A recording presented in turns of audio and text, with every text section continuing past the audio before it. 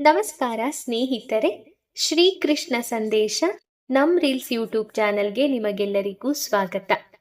ಒತ್ತಡ ಮಾನಸಿಕ ಸಮಸ್ಯೆ ಸವಾಲುಗಳನ್ನು ಎದುರಿಸಲು ಶಕ್ತಿ ನೀಡುತ್ತದೆ. ಭಗವದ್ಗೀತೆಯ ಈ ಅತ್ಯಮೂಲ್ಯವಾದಂತಹ ಸಂದೇಶಗಳು ಮನುಷ್ಯನ ಜೀವನದಲ್ಲಿ ದುಃಖ, ನೋವು, ಸಂಕಟಗಳು ದೂರವಾಗಬೇಕಾದರೆ ನಾವು ಆಧ್ಯಾತ್ಮಿಕತೆಯ ಕಡೆಗೆ ಮನಸ್ಸು ಮಾಡಬೇಕು. ಆಧ್ಯಾತ್ಮಿಕತೆಯಲ್ಲಿ ಭಗವದ್ಗೀತೆ ಮೊದಲನೇ ಸ್ಥಾನ ಪಡೆದಿದೆ. ಭಗವದ್ಗೀತೆಯಲ್ಲಿ ನೀಡಿರುವಂತಹ ಉಲ್ಲೇಖಗಳು, ಅತ್ಯಮೂಲ್ಯವಾದಂತಹ ಸಂದೇಶಗಳು ಮಾನವನ ಜೀವನಕ್ಕೆ ಜೀವವಿದ್ದಂತೆ. ಅವುಗಳನ್ನು ಪರಿಪಾಲನೆ ಮಾಡಿದರೆ ಪ್ರತಿಯೊಬ್ಬರೂ ಕೂಡ ಜೀವನದಲ್ಲಿ ಯಾವುದೇ ಜಂಜಾಟಗಳಿಲ್ಲದ ಹಾಗೆ ಜೀವಿಸಬಹುದು. ಜೀವನದ ಪ್ರತಿ ಹಂತದಲ್ಲೂ ಕಷ್ಟಗಳು, ಮಾನಸಿಕ ಆಘಾತ, ನೋವು, ಒತ್ತಡಗಳು ಸೇರಿದಂತೆ ಹಲವಾರು ಸಮಸ್ಯೆಗಳು ಎದುರಾಗುತ್ತಲೇ ಇರುತ್ತವೆ. ನೀವು ಅಂತಹ ಪರಿಸ್ಥಿತಿಯಲ್ಲಿ ಸಾಗುತ್ತಿದ್ದರೆ ಭಗವದ್ಗೀತೆಯ ಈ ಉಪದೇಶಗಳು ನಿಮಗೆ ದಾರಿದೀಪಗಳಾಗುತ್ತವೆ. ಮನುಷ್ಯನ ಜೀವನ ಎನ್ನುವುದು ಸದಾ ಹರಿಯುವ ನದಿ ಇದ್ದಂತೆ. ನದಿ ಗಮ್ಯ ತಲುಪಲು ಹೇಗೆ ನಿರಂತರವಾಗಿ ಓಡುತ್ತದೆಯೋ ಅದೇ ರೀತಿ ಮನುಷ್ಯನ ಜೀವನವೂ ಕೂಡ ನಿರಂತರವಾದ ಹೋರಾಟದಿಂದ ಕೂಡಿರುತ್ತದೆ. ಕಷ್ಟ, ನೋವು, ಮಾನಸಿಕ ಹಿಂಸೆ, ಆಘಾತಗಳು ಒಂದಲ್ಲ ಒಂದು ತಿರುವಿನಲ್ಲಿ ಎದುರಾಗುತ್ತದೆ. ಅಂತಹ ಸಂದರ್ಭದಲ್ಲಿ ಮನುಷ್ಯ ಒತ್ತಡ, ಹತಾಶೆಗಳಿಂದ ಕುಗ್ಗುತ್ತಾ ಹೋಗುತ್ತಾನೆ. ಇಂತಹ ಸಮಸ್ಯೆಗಳಿಗೆ ಭಗವದ್ಗೀತೆಯಲ್ಲಿ ಪರಿಹಾರವನ್ನು ಹೇಳಲಾಗಿದೆ. ಈ ಪವಿತ್ರ ಗ್ರಂಥದಲ್ಲಿನ ಬೋಧನೆಗಳು ಅತ್ಯಮೂಲ್ಯವಾಗಿದೆ. ಬಿಸಿಯಾದ ಹಾಲಿಗೆ ನೀರನ್ನು ಹಾಕಿ ತಂಪುಗೊಳಿಸುವಂತೆ ಕೃಷ್ಣನ ಅಮೃತದಂತಹ ಮಾತುಗಳು ಚಂಚಲ ಮನಸ್ಸಿನ ಮೇಲೆ ತಂಪಾದ ಮಂಜಿನ ಹನಿಯಂತೆ ಪ್ರಭಾವ ಬೀರುತ್ತದೆ. ಭಗವದ್ಗೀತೆಯ ಸಾರವನ್ನು ಅರಿತವರು ಹೇಳುವಂತೆ ಚಂಚಲ ಮನಸ್ಸು ಇರುವವರು ಅದರಿಂದ ಹೊರಗಡೆ ಬರಲು ಗೀತೆಯು ಮಾರ್ಗದರ್ಶನವನ್ನು ತೋರಿಸುತ್ತದೆ. ಆದ್ದರಿಂದಲೇ ಮನಸ್ಸಿನಲ್ಲಿ ಮನೆ ಮಾಡಿರುವ ನೋವಿನ ಗಂಟನ್ನು ಬಿಡಿಸಿ ಒತ್ತಡದಿಂದ ಹೊರಗಡೆ ಬಂದು ಪ್ರಶಾಂತವಾದ ನಿರ್ಮಲ ಮನಸ್ಸನ್ನು ಹೊಂದಲು ಭಗವದ್ಗೀತೆಯಲ್ಲಿ ಶ್ರೀಕೃಷ್ಣನು ಬೋಧಿಸಿರುವ ಈ ಉಪದೇಶಗಳು ನಿಮಗೆ ಖಂಡಿತ ಸಹಾಯ ಮಾಡುತ್ತದೆ. ಮೊದಲನೆಯದು ಬುದ್ಧಿವಂತಿಕೆ ಮತ್ತು ವಿವೇಚನೆಯಿಂದ ಕೆಲಸ ಮಾಡಬೇಕು. ಶ್ರೀಕೃಷ್ಣನು ಬೋಧಿಸಿರುವ ಭಗವದ್ಗೀತೆಯ ಪ್ರಕಾರ ಏನೇ ಕೆಲಸ ಮಾಡುವುದಿದ್ದರೂ ಬುದ್ಧಿವಂತಿಕೆ ಮತ್ತು ಆತ್ಮಸಾಕ್ಷಿಯೊಂದಿಗೆ ಮಾಡಬೇಕು.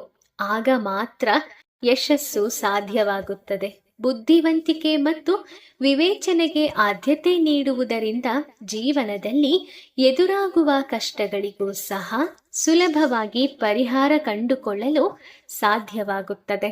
ನಮ್ಮ ಮನಸ್ಸನ್ನು ಸದಾ ಶಾಂತವಾಗಿ ಇಟ್ಟುಕೊಂಡಾಗ, ತ್ಯಾಗ ಮನೋಭಾವನೆಯಿಂದ ಕೆಲಸ ಮಾಡಿದಾಗ ಮಾತ್ರವೇ ಮಾನಸಿಕ ನೆಮ್ಮದಿ ದೊರೆಯಲು ಸಾಧ್ಯ. ಫಲವನ್ನು ಅಪೇಕ್ಷಿಸದೆ ಕೆಲಸ ಮಾಡುವುದನ್ನ ಕಲಿಯಬೇಕು ಎಂದು ಶ್ರೀಕೃಷ್ಣನು ಹೇಳುತ್ತಾನೆ. ಭಕ್ತಿಯು ದೇವರಲ್ಲಿ ಕೊನೆಗೊಳ್ಳುತ್ತದೆ. ಭಗವದ್ಗೀತೆಯ 18ನೇ ಅಧ್ಯಾಯವು ನಾವು ಎಲ್ಲ ಧರ್ಮವನ್ನು ತೊರೆದು ದೇವರನ್ನು ಮಾತ್ರ ಆಶ್ರಯಿಸಿದಾಗ ಎಲ್ಲ ರೀತಿಯ ಭಯ ಮತ್ತು ಆತಂಕಗಳು ದೂರವಾಗುತ್ತವೆ ಎಂದು ಹೇಳುತ್ತದೆ. ಅರ್ಜುನನ ಮನಸ್ಸಿನಲ್ಲಿ ಉಂಟಾದ ಸಂಶಯಗಳಿಗೆ ಶ್ರೀಕೃಷ್ಣನು ಎಲ್ಲ ಧರ್ಮಗಳನ್ನು ತ್ಯಜಿಸಿ ನನ್ನಲ್ಲಿ ಆಶ್ರಯ ಪಡೆಯಬೇಕೆಂದು ಹೇಳುತ್ತಾನೆ. ನನ್ನಲ್ಲಿ ಭರವಸೆ ಇಡು, ನಾನು ನಿನ್ನನ್ನು ಎಲ್ಲ ಪಾಪ ಕರ್ಮಗಳಿಂದ ಮುಕ್ತಿಗೊಳಿಸುತ್ತೇನೆ. ಆದ್ದರಿಂದ ನೀನು ದುಃಖ ಪಡಬೇಕಾದ ಅಗತ್ಯವಿಲ್ಲ ಎಂದು ಹೇಳುತ್ತಾನೆ. ಬಂಧನಗಳ ಬಗ್ಗೆ ಎಚ್ಚರಿಕೆಯಿಂದ ಇರಬೇಕು ಎಂದಿದ್ದಾನೆ. ಭಗವದ್ಗೀತೆಯ ಒಂದು ಶ್ಲೋಕದಲ್ಲಿ ನಾವು ಲೌಕಿಕ ಸುಖಗಳ ಬಾಂಧವ್ಯದ ಬಗ್ಗೆ ಎಚ್ಚರದಿಂದ ಇರಬೇಕು ಎಂದು ಹೇಳಲಾಗಿದೆ. ಬಾಂಧವ್ಯದಿಂದಾಗಿ ಲೌಕಿಕ ವಸ್ತುಗಳ ಮೇಲಿನ ಮೋಹ ಹೆಚ್ಚುತ್ತದೆ. ಭೌತಿಕ ವಸ್ತುಗಳ ಮೇಲಿನ ಈ ಬಾಂಧವ್ಯವು ಒತ್ತಡ ಹಾಗೂ ಗೊಂದಲಕ್ಕೆ ಮೂಲ ಕಾರಣವಾಗಿದೆ. ಆದ್ದರಿಂದ ನಾವು ಲೌಕಿಕ ವಸ್ತುಗಳಿಂದ ದೂರವಿರಲು ಪ್ರಯತ್ನಿಸಬೇಕು. ಮೋಹದಿಂದ ಬಯಕೆ ಉಂಟಾಗುತ್ತದೆ ಮತ್ತು ಆ ಬಯಕೆಗಳಿಂದಲೇ ಕೋಪವೂ ಉಂಟಾಗುತ್ತದೆ ಎಂದು ಭಗವದ್ಗೀತೆಯು ಹೇಳುತ್ತದೆ. ಕಣ್ಣು ಮುಚ್ಚಿ ಬಿಡುವಷ್ಟರಲ್ಲಿ ಒಂದು ಗಿಡ ಮರವಾಗಿ ಬೆಳೆಯುವುದಿಲ್ಲ, ಹಳ್ಳ ಸಾಗರವಾಗುವುದಿಲ್ಲ. ಹಾಗಿದ್ದಾಗ ಎಲ್ಲ ಸಮಸ್ಯೆಗಳಿಗೆ ಕ್ಷಣ ಮಾತ್ರದಲ್ಲಿ ಪರಿಹಾರ ಸಿಗಬೇಕೆಂದು ಹೇಗೆ ಬಯಸಲು ಸಾಧ್ಯ? ಎಲ್ಲವನ್ನು ಕಾಲವೇ ಸರಿಪಡಿಸುತ್ತದೆ. ಹಾಗಾಗಿ ನಮಗಿರುವ ಮಾರ್ಗ ತಾಳ್ಮೆಯೊಂದೇ.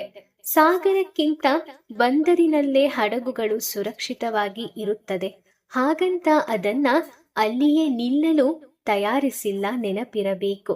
ನಿಜವಾಗಿಯೂ ಕಷ್ಟದಲ್ಲಿರುವವರಿಗೆ, ದುರ್ಬಲರಿಗೆ ಒಮ್ಮೆ ಸಹಾಯ ಮಾಡಿ ನೋಡಿ. ಅವರ ಕಣ್ಣಿನಲ್ಲಿ ಕೃತಜ್ಞತೆಯ ಭಾವ ಕಂಡು ನಿಮ್ಮ ಸಂತೋಷಕ್ಕೆ ಎಲ್ಲೆಯೇ ಇರುವುದಿಲ್ಲ.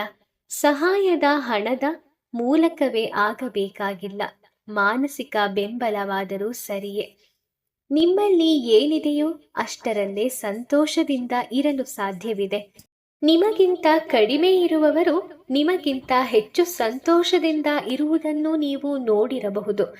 ಏನಿದೆ ಎಂಬುದಕ್ಕಿಂತ ಸಂತೋಷ ಎಷ್ಟಿದೆ ಎನ್ನುವುದು ಬಹಳ ಮುಖ್ಯ. ಇಂದು ನೀವು ಎದುರಿಸುತ್ತಿರುವಂತಹ ಸಮಸ್ಯೆಗಳು ಭವಿಷ್ಯದಲ್ಲಿ ನಮ್ಮ ಬಲವಾಗಿ ಬದಲಾಗಲಿದೆ. ಆದ್ದರಿಂದಲೇ ಪ್ರತಿಯೊಂದು ಹೋರಾಟವನ್ನು ಪಾಠವೆಂದು ಭಾವಿಸಿದರೆ ಮತ್ತೆ ತೊಂದರೆ ಬಂದಾಗ ಅದನ್ನು ಎದುರಿಸುವ ಶಕ್ತಿ ನಮ್ಮಲ್ಲಿ ಹುಟ್ಟಿಕೊಳ್ಳುತ್ತದೆ. ನೀವು ಪ್ರತಿ ಬಾರಿಯೂ ಊಟ ಮಾಡುವಾಗ ನಿಮ್ಮಲ್ಲಿರುವ ರೋಗಕ್ಕೆ ಒಂದು ಉಣಬಡಿಸುತ್ತಿದ್ದೀರಾ, ಇಲ್ಲವೇ ಅದನ್ನ ನಿವಾರಿಸಲು ಪ್ರಯತ್ನಿಸುತ್ತಿದ್ದೀರಾ ಎಂಬುದು ನೆನಪಿರಲಿ. ಆಗ ಔಷಧವೇ ಊಟವಾಗುವ ಬದಲು ನಿಮ್ಮ ಊಟವೇ ಔಷಧಿಯಾಗುತ್ತದೆ. ಇಡೀ ಜಗತ್ತು ನಿಮ್ಮನ್ನು ಬಿಟ್ಟು ಹೋದಾಗ ನಿಮ್ಮೊಟ್ಟಿಗೆ ಇರುವಂತೆ ಬರುವವನೇ ನಿಜವಾದ ಸ್ನೇಹಿತ. ಯಾವ ಸಮಯದಿಂದ ನಮ್ಮ ಮನಸ್ಸು ಬೇರೆಯವರಿಗೆ ಶುಭವಾಗಲಿ ಎಂದು ಯೋಚಿಸಲು ಪ್ರಾರಂಭಿಸುತ್ತದೆಯೋ ಆ ಕ್ಷಣದಿಂದಲೇ ಶಾಂತಿ, ನೆಮ್ಮದಿಯು ನಮ್ಮ ಜೀವನದಲ್ಲಿಯೂ ಪ್ರವೇಶ ಮಾಡುತ್ತದೆ.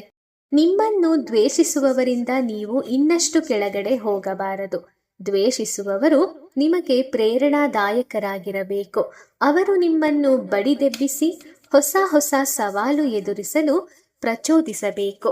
ಈ ಕಾರಣದಿಂದ ನೀವು ಅಂತಹ ಕೆಲವು ಜನರನ್ನ ಸಂಪಾದಿಸಿಕೊಳ್ಳಬೇಕು. ನೀವು ಏಕಾಂತದಲ್ಲಿದ್ದಾಗ ಮತ್ತು ಸುಮ್ಮನೆ ಕುಳಿತಾಗಲೆಲ್ಲ ಆಶಾವಾದಿ ವಿಚಾರಗಳನ್ನು ಮಾತ್ರ ಯೋಚಿಸಿ. ದುರಾಲೋಚನೆಗೆ ಅವಕಾಶ ಕೊಟ್ಟಲ್ಲಿ ನಿಮಗೇ ತಿಳಿಯದೆ ನೀವು ನಿಮ್ಮ ವರ್ತನೆಯಲ್ಲೂ ಕಾಣಿಸಿಕೊಳ್ಳಲು ಆರಂಭ ಮಾಡಿದ್ದೀರಾ. ಎಚ್ಚರಿಕೆ. ಬದುಕಿನ ಯಶಸ್ಸಿಗೆ ಸಾಧನೆಗಳಷ್ಟೇ ಮಾನದಂಡಗಳಲ್ಲ, ಇತರರ ಜೊತೆಗೆ ಇಟ್ಟುಕೊಂಡಿರುವ ಸಂಬಂಧ, ಸಹೃದಯತೆಗಳೇ ನಿಜವಾದ ಮೌಲ್ಯಮಾಪನ. ಯಾರಿಗೂ ಮತ್ತೆ ಆರಂಭಕ್ಕೆ ಹೋಗಿ ಹೊಸ ಬದುಕನ್ನ ಶುರು ಮಾಡೋಕೆ ಸಾಧ್ಯವಿಲ್ಲ. ಆದರೆ ಎಲ್ಲರಿಗೂ ಈಗಿಂದೀಗಲೇ ಹೊಸ ಬದುಕನ್ನ ಆರಂಭಿಸಿ ಅದ್ಭುತವಾದ ಅಂತ್ಯವನ್ನ ಕೊಡಲು ಸಾಧ್ಯವಿದೆ. ಪ್ರತಿಯೊಂದು ಆಯ್ಕೆಗಳಲ್ಲೂ ಸಂಕಷ್ಟಗಳು ಎದುರಾಗುವುದು ಸಹಜವೇ. ಹಾಗೆಯೇ ಪ್ರತಿಯೊಂದು ಸಂಕಷ್ಟದಲ್ಲಿಯೂ ಒಳ್ಳೆ ಅವಕಾಶಗಳು ಕೂಡ ಇರುತ್ತವೆ. ನಾವು ಅವಕಾಶವಾದಿಗಳು ಆಗೋಣ. ಸಂಕಷ್ಟಗಳನ್ನೆಲ್ಲ ಮೀರಿ ಎತ್ತರಕ್ಕೆ ಬೆಳೆಯೋಣ. ಸ್ನೇಹಿತರೆ, ಈ ವಿಶೇಷವಾದಂತಹ ಸಂದೇಶಗಳು ನಿಮಗೆ ಇಷ್ಟವಾಗಿದೆ ಅಂತ ನಾನು ಅನ್ಕೊಳ್ತೀನಿ. ವಿಡಿಯೋ ಇಷ್ಟವಾದರೆ ಲೈಕ್ ಮಾಡಿ, ಶೇರ್ ಮಾಡಿ. ಇನ್ನೂ ಹೆಚ್ಚಿನ ಮಾಹಿತಿ ಮತ್ತು ಸಂದೇಶಗಳನ್ನು ತಿಳ್ಕೊಳ್ಳೋಕೆ ನಮ್ಮ ರೀಲ್ಸ್ ಯೂಟ್ಯೂಬ್ ಚಾನಲನ್ನು ಈಗಲೇ ಸಬ್ಸ್ಕ್ರೈಬ್ ಮಾಡ್ಕೊಳ್ಳಿ. ಮುಂದಿನ ವಿಡಿಯೋದಲ್ಲಿ ಭೇಟಿ ಮಾಡ್ತೀನಿ. ಓಂ ಶ್ರೀ ಕೃಷ್ಣಾಯ ನಮಃ. ಆ ಕೃಷ್ಣ ಪರಮಾತ್ಮ ನಿಮಗೆಲ್ಲರಿಗೂ ಒಳ್ಳೆಯದನ್ನು ಮಾಡಲಿ. ಧನ್ಯವಾದಗಳು.